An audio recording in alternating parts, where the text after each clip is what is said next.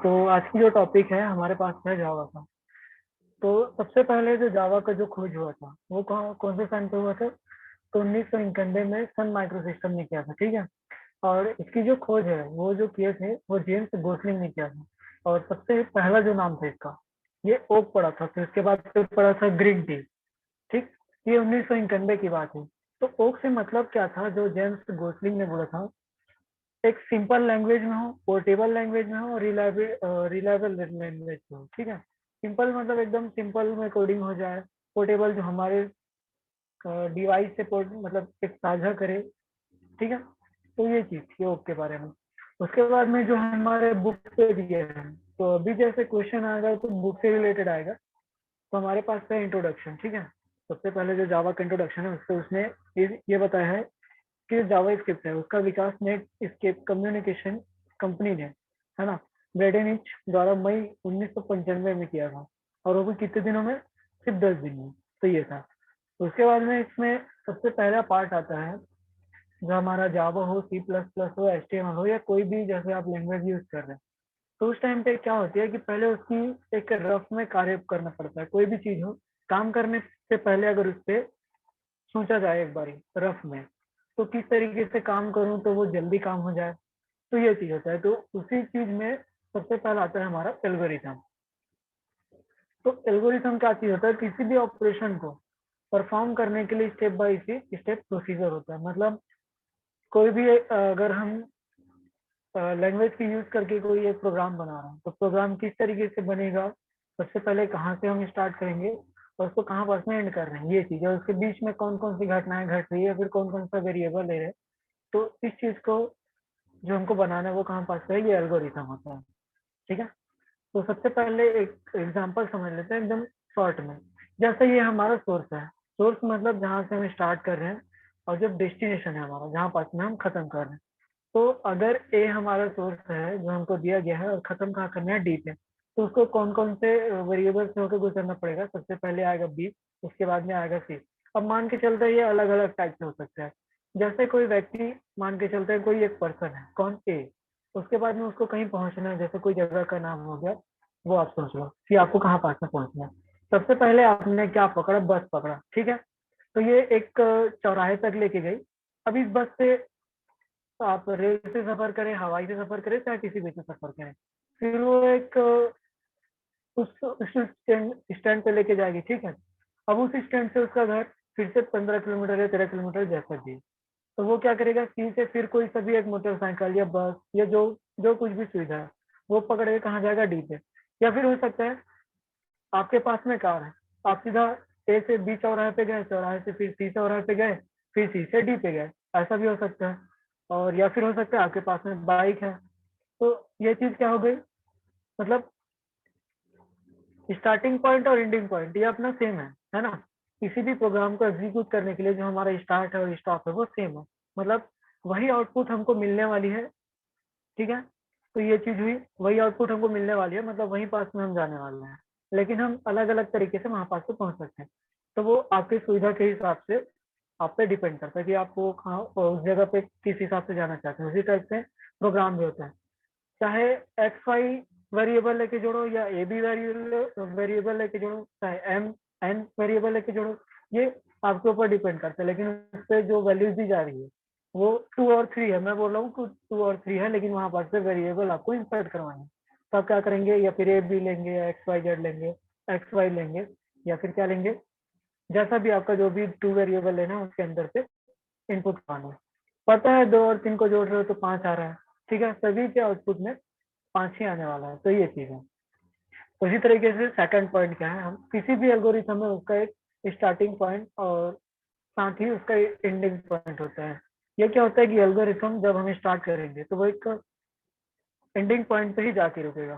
चाहे प्रोग्राम को आप लंबा बनाओ या छोटा बनाओ, जैसे भी आप बनाओ, ठीक है। इससे क्या होती है कि फाइनाइट नंबर ऑफ स्टेप, मतलब एल्गोरिथम जो चलने वाली है उस पर एक फाइनाइट नंबर तक ही होगी। जैसे मैं बना रहा हूँ तो मेरे साथ में वो 3 स्टेप में ही खत्म हो जा रहा है, आप बना रहे हो उसको 5 स्टेप में खत्म हो रहा है। तो ये जो चीज होती है एल्गोरिथम जो होती है वो कहाँ तक की होती है? फाइनाइट नंबर ऑफ स्टेप की होती है, ठीक। फिर फोर्थ पॉइंट है अपना एल्गोरिथम को हम अलग अलग तरीके से डिफाइन कर सकते हैं। जैसे मैं भी बोल रहा था बार बार कि आप किसी तरीके से बस से जाएं, कार से जाएं, प्लेन से जाएं, किसी भी तरीके से जाएं, लेकिन उस पॉइंट से होके आपको गुजरना पड़ेगा।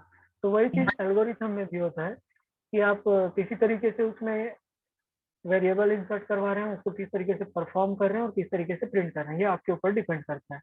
लेकिन जो आउटपुट है, अगर मैं वेरिएबल दे रहा हूँ कि वो 2 और 3 है और उसको जोड़ना है, तो वो 5 ही आ गया, चाहे आप ए भी लेके जोड़ें, चाहे एक्स वाई जेड लेके एक्स वाई लेके जोड़ें, या कोई भी लेके जोड़ें। ठीक है, तो ये चीज। उसके बाद में आती है फिफ्थ पॉइंट हमारी। तो एल्गोरिथम को हम मैप या फ्लो चार्ट की सहायता से समझ सकते हैं। ये क्या होती है, हम एल्गोरिथम बनाते तो जरूर है, लेकिन वो किस तरीके से फ्लो होगा, कहाँ पास पे वो जाएगा, तब वो उसकी वैल्यू जो हमको इंसर्ट करवानी है, उसके बाद में प्रोसेस कहाँ पास पे होगा, तो ये डिफाइन करने के लिए हम फ्लो चार्ट का यूज करते हैं। ठीक है। मैप क्या चीज होती है, जैसे वो डेस्टिनेशन से निकला, उसके बाद फिर उसने वेरिएबल को अपने, जैसे एक बस है, बस जो है डेस्टिनेशन से निकला, फिर वो एक चौक पे जाके रुका, वहां से उसने 2 आदमी को अंदर बैठाया, तो वो क्या हो गया, हमारा वैल्यू हो गया। अब उसको 2-3 ये के बाद में जहां जहां पास से उतारना है, तो वो उस तरीके से मैप बनते जाता है। ठीक है। इसके बाद में आता है एल्गोरिथम पे डाटा स्ट्रक्चर। तो डाटा स्ट्रक्चर क्या होता है, इसका मैं, data structure are the programmatic way of sorting data so that data can be used efficiently. ठीक है। तो डाटा क्या चीज होती है, जैसे कोई प्रोग्राम हमको रन करवाना है, जैसे मैंने बोला कि 3 वेरिएबल हो, उसको जोड़ो। ठीक है। 3 वेरिएबल में आप, ठीक है, 3 वेरिएबल ले रहे हो, जैसे एम एन ओ, या फिर एक्स वाई जेड, या फिर ए बी सी। ठीक है। 3 वेरिएबल कोई सा भी लिया, अब उसके अंदर पे क्या जोड़ना है, क्या हमको मतलब उस पर इंसर्ट करवाना है, ये तो पता होना चाहिए आपको। या फिर कोई एक डाटा दोगे उसको, तब वो काम करेगा। तो वही होती है कि डाटा स्ट्रक्चर पे काम करने वाली होती है, तो उसके अंदर पे हम क्या देते हैं, वेरिएबल।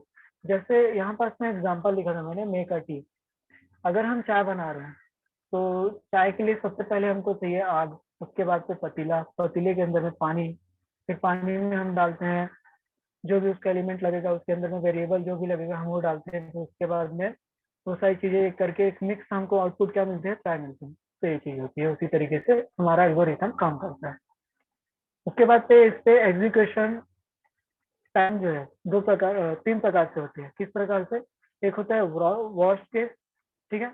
एकदम बैड कंडीशन पे हम बनाए, जिसपे हमको टाइम बहुत ज्यादा लग रहा है, उसका स्ट्रक्चर बहुत ज्यादा लंबा है, हमको पता है कि 3 वेरिएबल हम ले रहे हैं, तो उसको हम कई तरीके से डिफाइन कर सकते हैं। इसके नीचे में उसका एग्जांपल दिया गया, तो वो समझते हैं। उसके बाद में आता है एवरेज। तो एवरेज में क्या होता है, ना तो वो एकदम बुरा बनाया है और ना वो एकदम सही बनाया है, वो एकदम एवरेज बनाया है, जिसके हिसाब से उसने एकदम मस्त समझा दिया है हमको कि ये जो होता है इस तरीके से होता है। ठीक है। तो ये जो होती है बीच की केस, वो हम लोग जो इस कोर्स को पढ़ रहे हो, तो आते आते में एवरेज आ जाता है। लेकिन जो लोग हाई लेवल पढ़ते हैं, जैसे एनआईटी वगैरह कर रहे हैं, या बीआईटी से एमसीए, एमएससी, कई तरह के कोर्स होती है इस पे, तो अगर वो चीज कर रहे हैं, तो वो क्या होगा, बेस्ट होगा उन लोग के लिए, क्योंकि वही कोर्स उन्होंने पढ़ा है और वही हमको एग्जीक्यूट करके दे रहे हैं, तो वो बेस्ट होता है। उन लोग थोड़ी सी एल्गोरिथम है, वो पूरा प्रोग्राम समझा देंगे। ठीक। तो ये चीज होती है, 3 कंडीशन पे हमने एग्जीक्यूट कर लिए उसको, उस एल्गोरिथम को, तो वो चीज होती है। उसके बाद से ये होता है how to write a algorithm. तो हम उसको इस कुछ तरीके से लिख सकते हैं। ठीक है।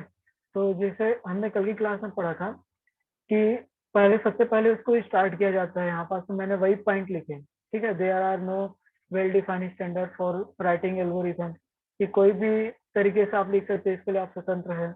ये सारी चीजें ये देख लेना। उसके बाद से नीचे में आते हैं, तो ये हमारा फर्स्ट मेथड है किसी 2 नंबर को जोड़ने का। ठीक है। Design an algorithm to add 2 number and display the result, ये हमारा क्वेश्चन होगा। यहाँ पास में हम एल्गोरिथम जब स्टार्ट करेंगे, तो सबसे पहले क्या लिखते हैं, स्टार्ट। उसके बाद में डिक्लेयर किया। डिक्लेयर कौन से, मतलब कि 3 इंटीजर्स को। ठीक है। ए बी और सी को, तो हमने 3 प्रकार के इंटीजर्स को डिफाइन किया है यहाँ पास में, कि वो ए बी और सी होगा। उसके बाद से हमने क्या किया, डिफाइन वैल्यू ऑफ ए और बी। हम क्या कर रहे हैं, 2 नंबर को जोड़ रहे हैं, तो ए और बी को डिफाइन कर रहे हैं कि मतलब ए का मान 2 है, बी का मान 3 है, ऐसा कुछ। ठीक है। उसके बाद में स्टेप 4 में हम क्या कर रहे हैं, उस दोनों नंबर को हम जोड़ रहे हैं, तो add values of A and B. ठीक, उसके बाद में जो हमने ए और बी जोड़ रखा है उसकी वैल्यू को हम कहाँ ले जाके रख रहे हैं, तो हम सी पे ले जाके रखे हैं। ठीक है, तो store output of step 4 to C. तो ये जो ए और बी का हमने एडिशन करवाया उसका जो वैल्यू आया है उसको हमने कहाँ पास में इंसर्ट करवाया, सी वाले को, सी इंटीजर पे। ठीक, उसके बाद फिर इस सी को हम प्रिंट करें तो हमारा जो आउटपुट है वो आ जाएगा। जैसे हमने 2 और 3 दिया है तो हमारा आ जाएगा 5 आ जाएगा यहाँ पास का आंसर। फिर उसके बाद से ऑटो हमारा जो प्रोग्राम है उसको हम स्टॉप कर देंगे। ठीक है, तो ये फर्स्ट मेथड हुआ जब हम बेसिक सीख रहे होते हैं कि वहाँ पास से 3 वेरिएबल लेना है, फिर उसको 2 डिफाइन करना है, उससे 2 वैल्यूज डिफाइन करना है, 2 इंटीजर है उसको डिफाइन करना है, ऐसा कुछ। तो ये हमारा लंबा मेथड हो गया। अब उसी तरीके से अब हम एवरेज बनाना चाहें तो ये एक एवरेज टाइप का हो गया। ठीक है, तो अदर वे कोई एक हम अलग से भी इसको बना सकते हैं। तो सबसे पहले एल्गोरिथम में हम क्या करते हैं, स्टार्ट। तो हमने स्टार्ट किया प्रोग्राम को, उसके बाद में गेट वैल्यू क्या लिए, ए और बी। ठीक है, हमने यहाँ पर से फिर से 2 और 5 ले लिया। उसके बाद फिर सी इज इक्वल टू ए और बी लिखा है, तो जो 2 वैल्यू हमने इंसर्ट करवाई तो सी इज इक्वल टू लिख के वहां पास से ए की वैल्यू रख देगा और बी की वैल्यू रख देगा। ठीक है, तो यहाँ पास से जो भी वैल्यू आएगी वो कहाँ साइन होगी, सी पे। तो सी पे साइन होने के बाद से उसके बाद से स्टेप 4 पे आया हमने और डिस्प्ले करवा दिया सी को, तो वो स्टॉप हो गई। यहाँ पास में हमने इंटीजर डिफाइन नहीं किया, न उसको बता रहे कि वहाँ पास ए और बी का वैल्यू इंसर्ट करवाओ, ये सब चीज। यहाँ पास पे डायरेक्ट हम क्या कर रहे हैं, ए और बी का वैल्यू दे दे रहे हैं, उसके बाद तो वो सी पे अपन एडिशन कर रहे हैं और डिस्प्ले कर रहे हैं। तो ये, तो हमने यहाँ पास से इसको 7 स्टेप पे बताया है, उसी चीज को हम यहाँ पास से 5 स्टेप पे बताया, हमारा 2 स्टेप कम हो गया। ये चीज डिस्प्ले की जगह प्रिंट भी यूज कर सकते हैं, दोनों चीज। डिस्प्ले मतलब हमारे मॉनिटर स्क्रीन पर डिस्प्ले करना चाहिए, तो हम यहाँ पास पे डिस्प्ले लिख रहे हैं। प्रिंट करवा रहे हो तो प्रिंट लिखो, मतलब दोनों एक ही काम है। ठीक है, तो ये एग्जाम्पल हो गया। अब इसका जो यूज है एल्गोरिथम का, कहाँ कहाँ पास पे कर सकते हैं। पहले की लैंग्वेज आती थी सी, सी प्लस प्लस। ठीक है, तो ये सारी जावा, पाइथन और भी कई सारी लैंग्वेज है, अभी पीएचपी वगैरह ये तो सब बहुत सारा लैंग्वेज आ गया है। ये सी प्लस प्लस और सी सारी चलन में थोड़ी सी बंद हो गई। ठीक है, आपकी जो एडवांस कोर्स है वो पाइथन, जावा, अपना पीएचपी, एनाकोंडा, ये सारी चीजें आती है। ठीक है, तो यहाँ पास से आप इसको इम्प्लीमेंट कर सकते हैं। उसके बाद से एल्गोरिथम कॉम्प्लेक्सिटी के बारे में बात करें तो यहाँ पास पे 2 फैक्टर पे उसको बता सकते हैं। सबसे पहला आता है टाइम फैक्टर, कि एल्गोरिथम को हम कितने टाइम में एग्जीक्यूट कर रहे हैं, मतलब जो एल्गोरिथम बना रहे हैं। अभी ऊपर वाला एग्जांपल जैसे देखें, अगर ये 7th स्टेप पे है तो इसको टाइम ज्यादा लगेगा, क्योंकि हम पहले स्टार्ट करेंगे, फिर उसके बाद में 3 इंटीजर को बताएंगे, कंप्यूटर 3 इंटीजर को समझेगा, उसके बाद से 2 वैल्यूज डिफाइन करेंगे, तो ये जो है इससे टाइम थोड़ी सी ज्यादा लगेगी। सेकंड वाले पे अदर वे पे मैंने जो एग्जांपल दिया स्टार्ट वाले में, तो इससे 5 स्टेप पे ही खत्म हो जाएगी, तो 2 स्टेप का जो टाइम है हमारे पास से बच रहा है। तो ये होता है हमारा टाइम फैक्टर पे। उसके बाद में स्पेस फैक्टर, अगर हम यहाँ पास पे फिर से यही एग्जांपल देखें तो ये 7 स्टेप पे जो कर रही है, तो यहाँ पास पे 3 जो है वेरिएबल हमने डिफाइन किया, तो इसका जगह वो अलग घेरेगा मेमोरी में। उसके बाद में फिर ये 2 अलग घेरेगा, तो इस तरीके से ये जो है मेमोरी का जो स्पेस है वो थोड़ा सा ज्यादा, क्या भी कर सकते हैं, जैसे ज्यादा जगह घेर रहा है। ठीक है, 7th स्टेप पे अगर हम कर रहे हैं तो वो जो मेमोरी का लोकेशन है वहां पास तो कुछ ज्यादा ही जगह घेर के बैठा हुआ है।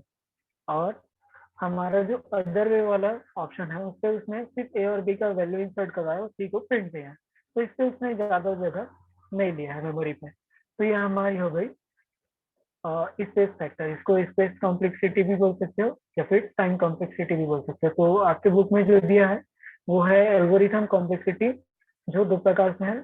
पहला है टाइम कॉम्प्लेक्सिटी और दूसरा है स्पेस कॉम्प्लेक्सिटी। ये अपना जो कोर्स था, फिर 5th वाले में आए तो यहाँ पास पे जो एल्गोरिथम है उसको हम 2 प्रकार से डिफाइन करते हैं। तो फ्लो चार्ट में हम देख रहे हैं, उसके बाद पे एक सीडियो कोड होता है। तो जो फ्लो चार्ट होता है वो क्या होता है, किसी भी समस्या का एल्गोरिथम तैयार करने के बाद उसका चित्रों के माध्यम से प्रदर्शन ही फ्लो चार्ट कहलाता है। मतलब उसको किस तरीके से हम एग्जीक्यूट कर रहे हैं वो चित्र के साथ मतलब सारे समझ रहे हैं। तो ये हमारा होता है फ्लो चार्ट है। ठीक, तो यहाँ पास से सिंबल दिया गया है, उसका नाम दिया गया है, उसका कार्य दिया गया है। तो सिंबल में सबसे पहला आता है ये स्टार्ट वाला, स्टार्ट और एंड इसी से होता है, तो इसको हम बोलते हैं टर्मिनल। इनपुट और आउटपुट लेना है तो ये वाला बॉक्स से हम बनाएंगे, उसके अंदर पे हम लिखेंगे जो भी, तो वो होता है हमारा इनपुट आउटपुट वाला। जहाँ पास में हम डेटा को इनपुट करते हैं तथा आउटपुट कराने के लिए ये वाला बॉक्स उपयोग करते हैं, सिंबल यूज करते हैं। उसी तरीके से ये प्रोसेस का है, इसमें हम प्रोसेस करवाएंगे।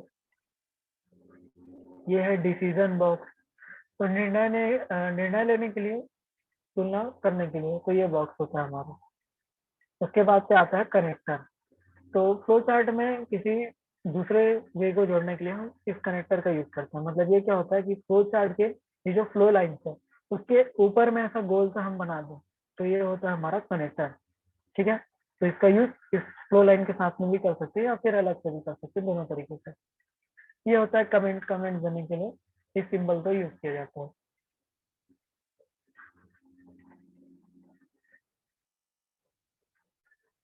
Types of flow chart. Flow chart हम दो प्रकार से डिफाइन कर सकते हैं। पहला होता है कि कंप्यूटर प्रोग्राम लिखने के लिए प्रयोग किया जाने वाला flow chart program flow chart कहलाता है। इसे विस्तार से लिखा जाता है, इसे इतने विस्तार से लिखा जाता है कि कंप्यूटर प्रोग्राम लिखना सरल हो जाता है। इसमें गणितीय गणनाएं, लॉजिकल ऑपरेशन, लूपिंग एवं ब्रांचिंग का प्रयोग किया जाता है। ठीक है, तो ये हमारा होता है कि जिस टाइम पे हम प्रोग्राम कर रहे हैं उस टाइम पे इसको बताया जाता है किस तरीके से होगा। उसके बाद से उस पे हमने लॉजिकल ऑपरेशन डाल दिए, गणितीय गणनाएं डाल दी, सभी चीज डाल दी, लेकिन वो प्रोसेस कहाँ करेगा? सिस्टम पे। तो उसके लिए फिर होता है सिस्टम होता है, ये पहले मेमोरी पे स्टोर हो रखी, मेमोरी से रैम पे, फिर रैम से एएलयू पे, फिर एएलयू से वो प्रोसेस होके लॉजिकल, वो भी जो भी गणनाएं हैं वो सारी हमारी एएलयू पे होती है। तो एएलयू पे होके उसके बाद वो कहाँ आएगा? फिर से रैम पे, फिर मेमोरी पे, फिर डिस्प्ले पे। तो ये क्रम जो होती है वो सिस्टम फ्लो चार्ट कहलाता है। इसके बाद आती है हमारी पिसुडो कोड, स्यूडो कोड। ठीक है, तो स्यूडो कोड क्या चीज होती है? जो हमने अभी ये सिर्फ ये फ्लो चार्ट है, जो सिंबल यूज कर रहे हैं वो फ्लो चार्ट है, लेकिन उसके अंदर जो हम मैटर लिखने वाले हैं वो कहलाती है हमारी स्यूडो कोड।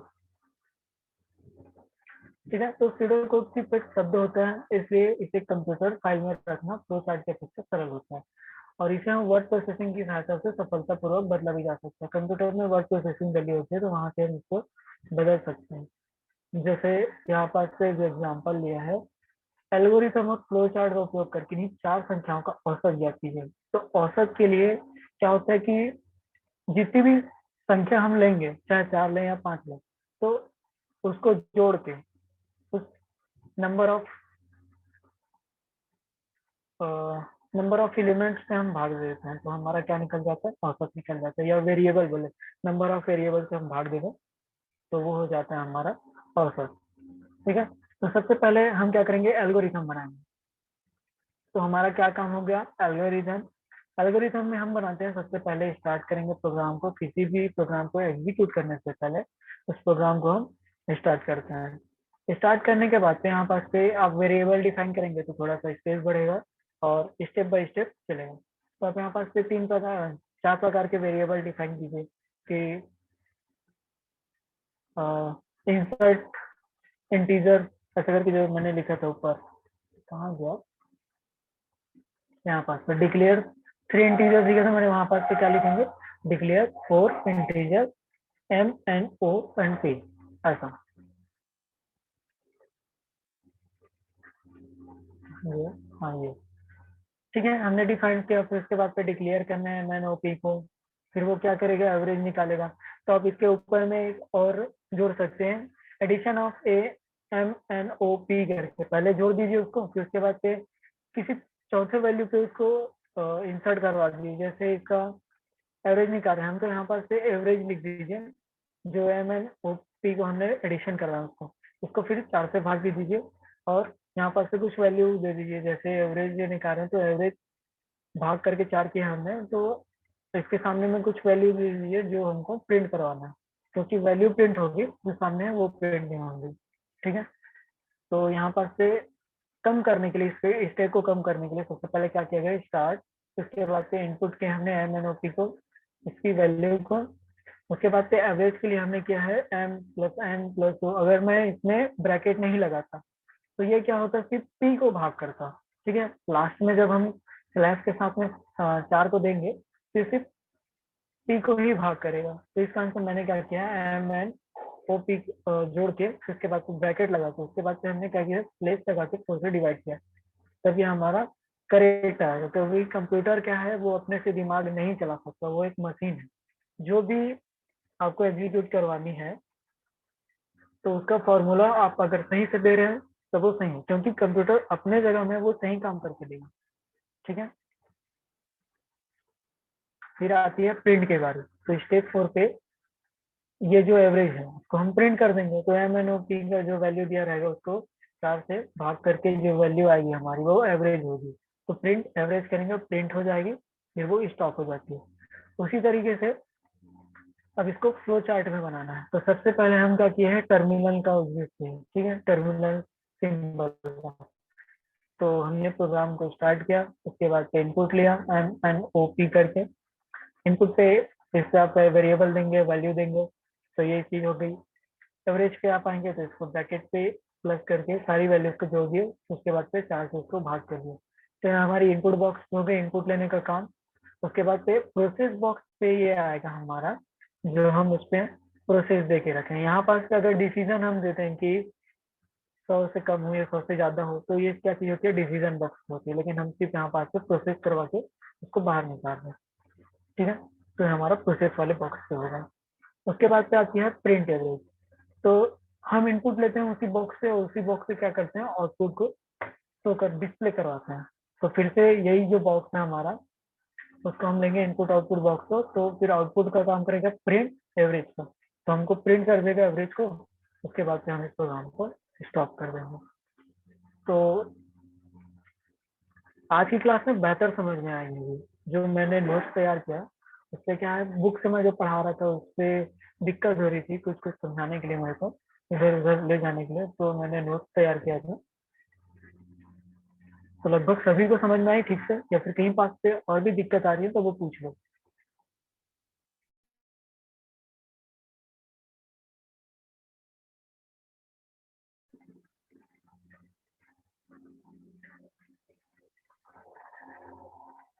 पढ़ाई का तो ये हमारा वर्क है। उसके बाद से हमने जो अभी फ्लो चार्ट और एल्गोरिथम यूज तो किया है, पास में उसकी सहायता से हम क्या करेंगे। हाँ,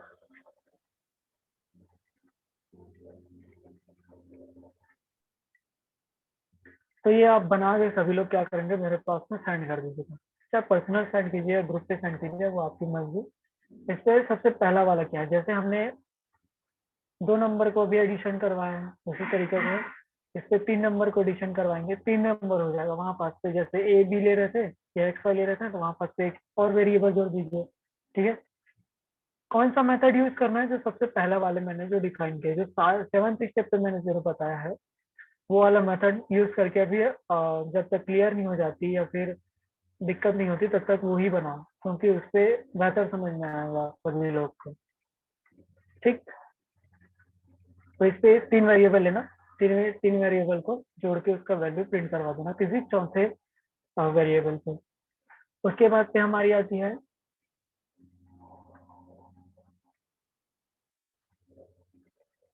3 संख्याओं को इनपुट कीजिए और उसके उनमें सबसे छोटी संख्या ज्ञात करने के एल्गोरिथम फ्लो चार्ट कीजिए। तो जो सबसे छोटी संख्या होगी, जैसे 3 वेरिएबल ले रहे हैं हम लोग, ए बी सी में जो सबसे छोटी संख्या होगी उसको हमको बताना है कि वो कौन सी सबसे छोटी संख्या है, उसको प्रिंट करवाना है। तो इसको इसको एल्गोरिथम में भी बनाएंगे और उसके बाद में फ्लो चार्ट पे। ये जो सारे क्वेश्चन है उसको पहले एल्गोरिथम पे बनाएंगे स्टेप बाय स्टेप, फिर उसके बाद में उसको समझने के लिए फ्लो चार्ट का यूज करके उसमें इम्प्लीमेंट कीजिएगा। फिर थर्ड क्वेश्चन में 1 से 100 तक की संख्याओं का योगफल स्क्रीन पर दिखाना चाहिए। जैसे 1 से लेके 100 तक हम जोड़ें तो कितना आ रहा है, वो हम यहाँ पास से बताएंगे। इससे खोजने वाली बात है ना। आपको बुक से नहीं मिल रही तो गूगल से देखिए, लेकिन देखिए, क्योंकि जब तक आप खोजी प्रवृत्ति की नहीं बनेंगे तब तक ये कुछ भी चीज जो मैं बता रहा हूँ, चाहे HTML बता रहा हूँ या CSS बता रहा हूँ, तो जब तक आप अपने से खुद से ना खोजेंगे तो क्या होती है कि समझ में नहीं आती है ना। और कुछ कुछ जो जानने लायक बात है वो थोड़ा सा हमको पता भी चल जाता है। तो गूगल का भी यूज कीजिए, क्योंकि आपके पास में टेक्नोलॉजी है, टेक्नोलॉजी से जुड़े हुए व्यक्ति हैं सब लोग, और कोपा जैसे विषय पे ये तो फिट बैठती है। ठीक, तो 1 से लेकर 100 तक की जो हमारी संख्या है उसको दिखाएंगे स्क्रीन पर, है ना। इस पे जोड़ने वाली बात नहीं है, इसको सिर्फ 1 से लेकर 100 तक वेरिएबल दिखाएंगे।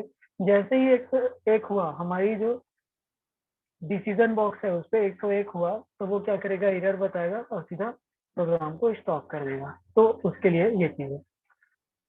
फिर फोर्थ में समस्या फ्लो चार्ट बनाएंगे जिससे 2-4 वेरिएबल हो या फिर 2 वेरिएबल हो, उसमें आपस में हस्तांतरण। तो ये क्या चीज होता है कि हम यहाँ पास से 3 लेंगे, ठीक है, 3 वेरिएबल लेंगे, जैसे एक्स और वाई लेंगे, 2 वेरिएबल हो गया, और तीसरा वेरिएबल क्या होगा, टेम्पररी वेरिएबल होगा, जिसपे हम पहले वैल्यू का, जैसे एक्स है, एक्स का जो वैल्यू हम दिए रहेंगे वो कहाँ असाइन होगा, पहले वाई पे, फिर वाई को असाइन कहाँ पास पे करेंगे, टेम पे, ठीक है, फिर टेम को प्रिंट करवाएंगे। तो ये हमारा होता है हस्तांतरण। एक तरीके से बोल सकते हैं,